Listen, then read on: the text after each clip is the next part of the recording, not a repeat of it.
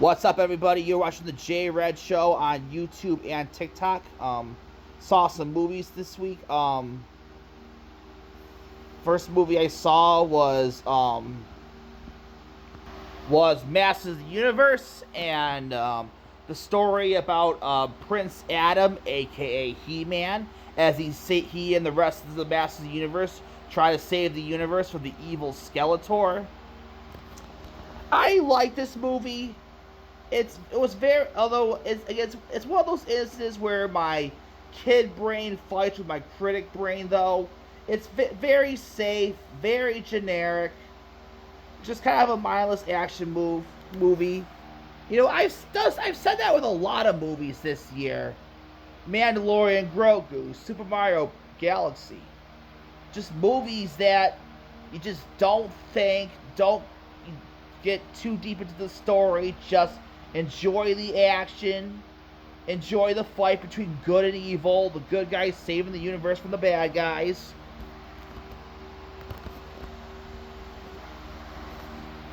Although, with me though, unlike Star Wars and Mario, I really didn't have much nostalgia towards He-Man. I've heard of it, but I never really watched it. I mean, it never maintained longevity, and it did not stand the test of time like other silly, campy kids action franchises like Transformers, Teenage Mutant Ninja Turtles, Power Rangers, Pokemon. Those four franchises stand the test of time. He-Man, for some reason, has not. And even though this movie is doing well critically, has a 67% score by critics and an 87% score by audiences on Rotten Tomatoes, it is flopping badly at the box office.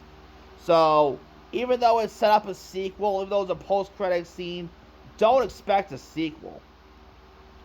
I mean, if you can tell me why you think this franchise doesn't have the longevity, hit me on Twitter at JRed Show, but He-Man just, I don't know, just hasn't stood up to the task. I also saw Scary Movie 6. Well, technically just called Scary Movie. This 6th Scary Movie franchise. And, there is a scene in this movie where Ghostface says, "I need better writers." I thought, yeah, no kidding. Now, if you like this movie, to each your own. I'm glad you do. A lot of my friends like this movie. I'm happy for them. I did not. There was like 2 scenes that made me laugh. The rest was just cringe. I like the first 2 Scary Movies, but then I really felt they lost their way. I mean, 24% by critics, 66% on audiences. Box office is doing real well though, so $172.9 million on a $30 million budget. I mean, compared to Masters of the Universe, which only has now $86.4 million on a somewhere between $170 million and $200 million budget. I mean, the theater I was in, it was pretty decent sized crowd, about halfway full. So, but it's still going to be a huge flop. I mean, hopefully you'll find a audience on streaming and recover that money.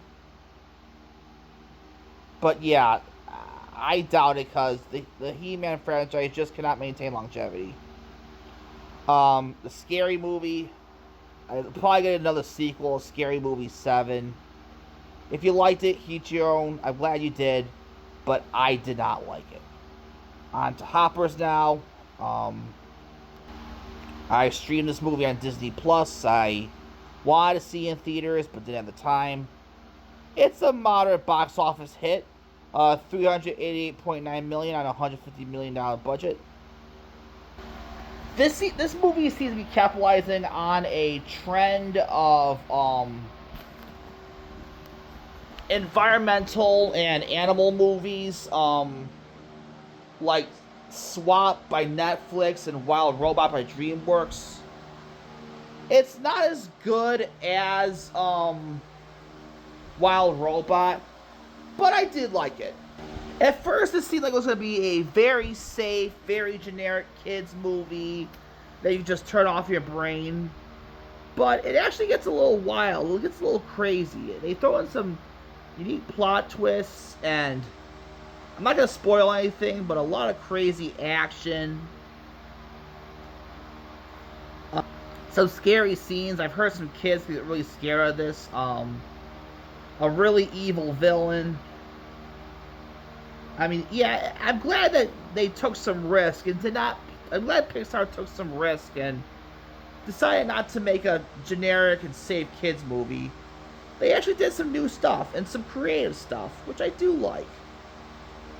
It got a little boring in the middle, but the third act did save the movie, and I did have a good time watching it. Finally, I'm going to continue my review of Dutton Ranch. I've been catching up on a lot of Taylor Sheridan shows. Like, I just started watching Landman, which I think is really good. And I'm continuing to watch Dutton Ranch. I'd say this is one of this is one of the Yellowstone's better shows. I mean, I do like them all. I mean, Marshall's is the weakest of them, but I still like Marshall's. I mean, but I love the rest of Yellowstone. I love Yellowstone, love 1883, love 1993, love Dutton Ranch.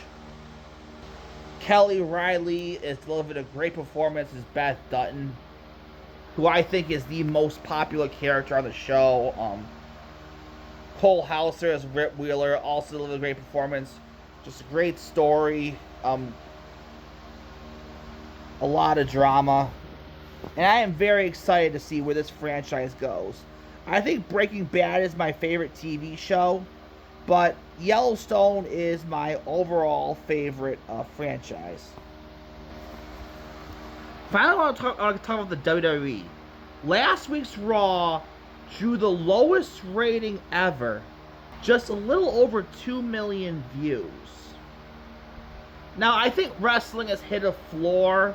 They'll never lose that 2 million who just loves wrestling so much they'll watch no matter what. But still, they've hit kind of a crisis. Just the storylines have gotten stale. They're still doing the Bloodline storyline. That's been going on for 5 years. To put it into perspective, the NWO didn't even last 3 years. The Authority didn't even last 3 years. What are you doing? And yet the Bloodline's 5 years old? What are you doing? I mean, I sort of get it.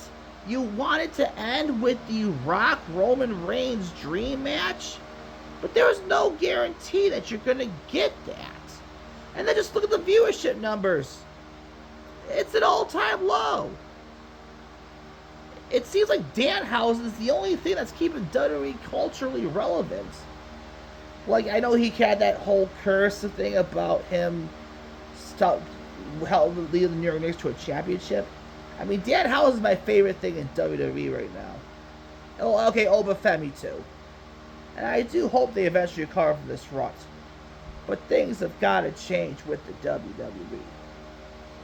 I think I'm losing my voice here. I hear my... But anyhow, what are your thoughts? Hit me on Twitter at JRedShow, and I'll see you later.